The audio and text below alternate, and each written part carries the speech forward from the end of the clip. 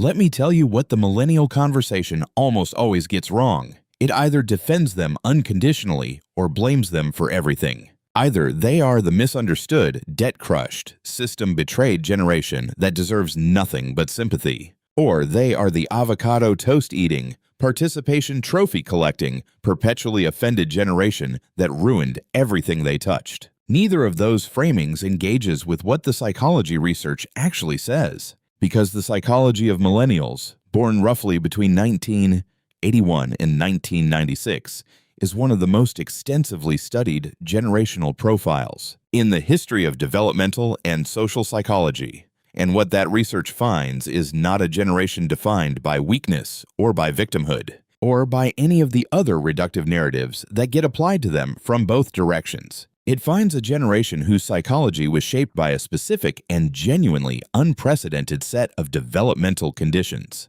Conditions that produce specific psychological characteristics, specific strengths, specific vulnerabilities, specific relationships with identity, with work, with meaning, and with the institutions that their predecessors trusted and that they watched fail in real time. Understanding that psychology, honestly, without the agenda of either defending or condemning, is what this is about. Let's start with the developmental context, because the psychology cannot be understood without it.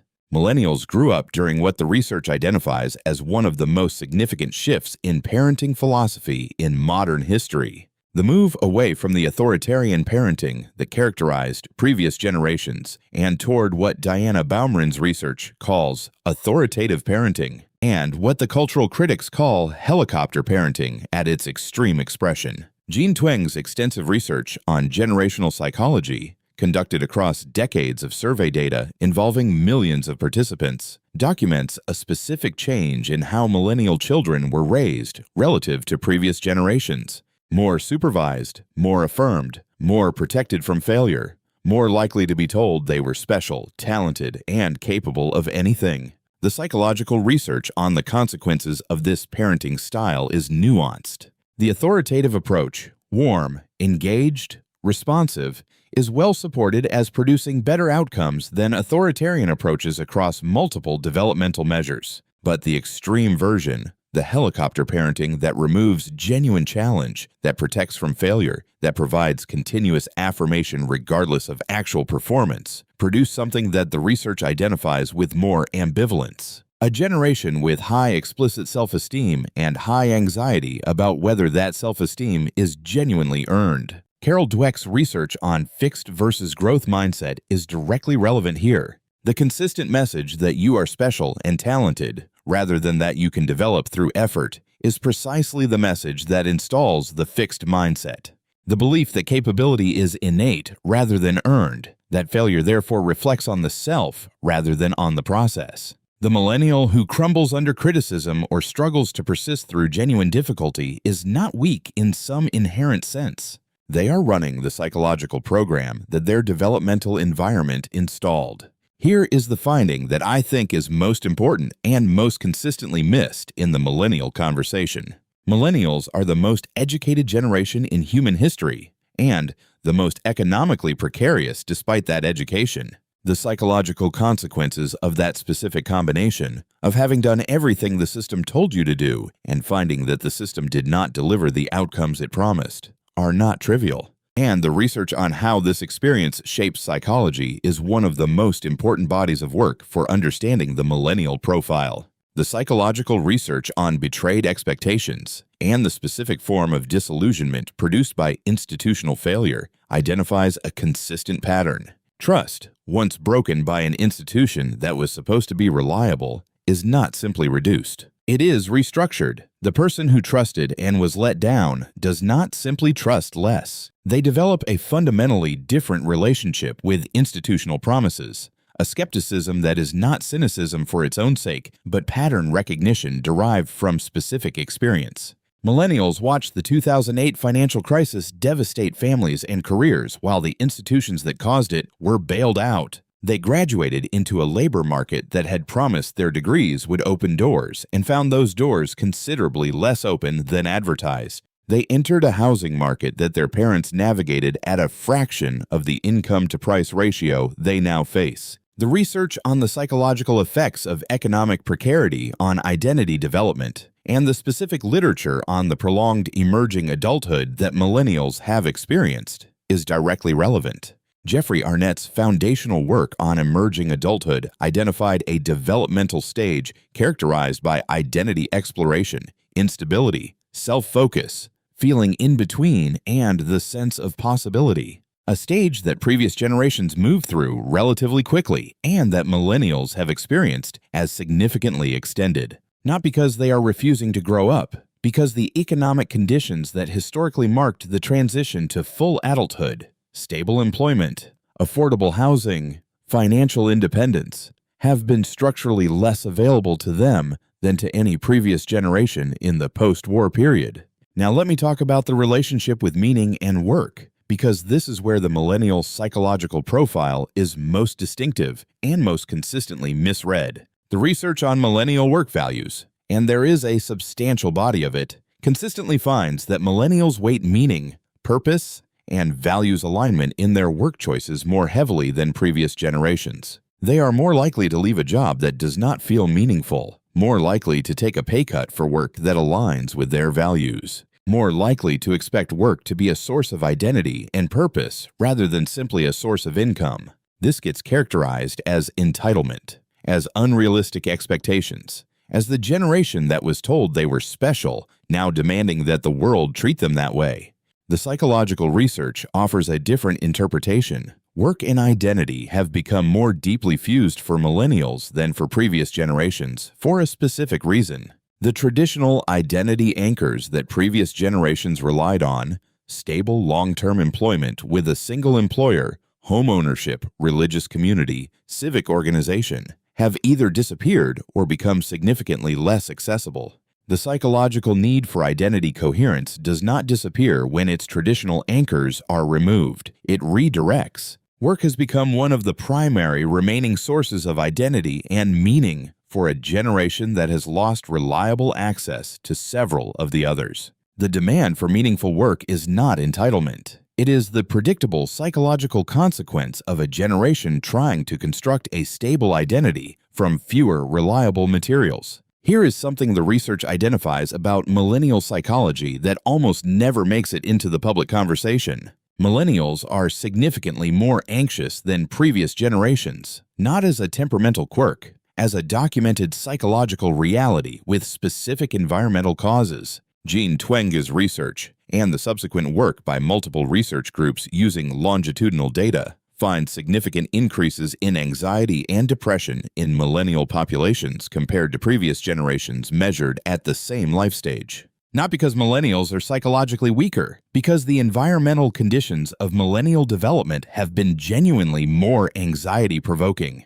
The research on anxiety and uncertainty is directly relevant. The economic precarity we have discussed. The experience of a world in which institutional trustworthiness cannot be assumed. The specific psychological burden of the social comparison environment that social media created. A continuous, unavoidable comparison with curated versions of other people's lives that previous generations were never exposed to at this scale or this frequency. The social comparison research by Leon Festinger and the subsequent work on social comparison and social media finds that upward social comparison is one of the most consistent predictors of decreased well-being. Millennials are the first generation to have grown up with the full force of social media's capacity for continuous upward social comparison deployed against their developing self-concepts. The anxiety is not imaginary. It is not weakness. It is a rational response to genuinely more precarious conditions combined with a specific environmental amplifier of the psychological mechanisms that produce anxiety. Let me talk about the millennial relationship with identity, because this is where the developmental research is most interesting. Erik Erikson's foundational work on identity development proposed that the primary developmental task of young adulthood is identity consolidation, the achievement of a stable, coherent sense of who you are and what you stand for. The moratorium period of exploration and experimentation is supposed to give way to commitment, to the settled identity that adult life can be organized around. The research on millennial identity development finds this process extended, complicated, and fundamentally altered by conditions that Erickson's framework, developed in the mid-20th century, could not have anticipated. The extended emerging adulthood, the economic conditions that make the traditional identity anchors of adulthood less accessible, the social media environment that makes the identity still being formed continuously visible and subject to public evaluation, and something specific that the research on millennial identity consistently identifies: the cultural elevation of authenticity as a primary value. The millennial generation came of age in a cultural moment that elevated authenticity, the alignment between genuine internal identity and external presentation, to a moral virtue of significant weight. The research on millennials and authenticity consistently finds that this generation is more likely to experience inauthenticity, the performance of an identity that does not feel genuinely theirs, as psychologically costly, more likely to change jobs, relationships, and life directions in pursuit of something that feels more genuinely aligned with who they actually are. This is sometimes read as instability. The research reads it differently, as a higher than average intolerance for the gap between genuine self and performed self that many previous generations simply accepted as the cost of adult life. Here is the social psychology of millennials, and the one that produces the most consistent misunderstanding. The research on millennial social values, on the specific ways this generation has reshaped the moral landscape of the cultures they are now part of, is one of the most important bodies of work for understanding the broader social changes of the past 2 decades. Millennials are consistently more likely to hold progressive social values than previous generations at the same age, more likely to support diversity and inclusion, more likely to hold environmental concern as a genuine priority, more likely to extend the boundaries of moral concern to groups that previous generations gave less consideration. The research on the development of moral concern and the specific ways that education, exposure to diversity, and the specific cultural moment of millennial development shape their moral framework finds that these are not simply political preferences. They are the expressions of a genuine moral framework that the developmental conditions of millennial life produced. A generation that grew up with access to the perspectives of people across the entire globe through the internet. That came of age in a period of increasing awareness of historical injustice. That was educated in institutions that systematically expanded the moral curriculum beyond the narrow categories that previous generations inherited. Jonathan Haidt's Moral Foundations research is relevant here. The Millennial Moral Profile weights the Care Foundation and the Fairness Foundation more heavily than the Loyalty, Authority, and Purity foundations that previous generations emphasized more strongly. This is a genuine moral difference, not simply political posturing, that has roots in the specific developmental conditions of millennial life. Here's where I want to land. The psychology of millennials is not the simple story of a pampered generation that refuses to grow up. It is not the simple story of a victimized generation that deserves nothing but sympathy. It is the story of a specific developmental cohort whose psychology was shaped by conditions that were genuinely unprecedented in their specific combination. The parenting philosophy that produced high self-esteem and anxiety about whether it was earned. The educational investment that was met with economic conditions that did not deliver the promised returns. The institutional betrayals that produced a structured skepticism about the promises of authority. The social media environment that created the most intense social comparison conditions in human history. The extended emerging adulthood produced by economic precarity. And the moral and values framework shaped by exposure to the widest range of perspectives any generation in human history has had access to. All of it produced a specific psychological profile with genuine strengths. The values commitment, the authenticity orientation, the skepticism of hollow authority, the genuine moral extension that previous generations did not achieve, and genuine vulnerabilities, the anxiety, the identity instability, the specific psychological costs of a world that promised more than it delivered. Neither the defense nor the condemnation captures what the research actually finds. What the research finds is a generation doing what every generation does. Navigating the specific conditions of the world it was born into, building the best psychology available from the specific materials those conditions provided, and carrying as every generation does, both the gifts and the costs of the particular moment in history that made them who they are.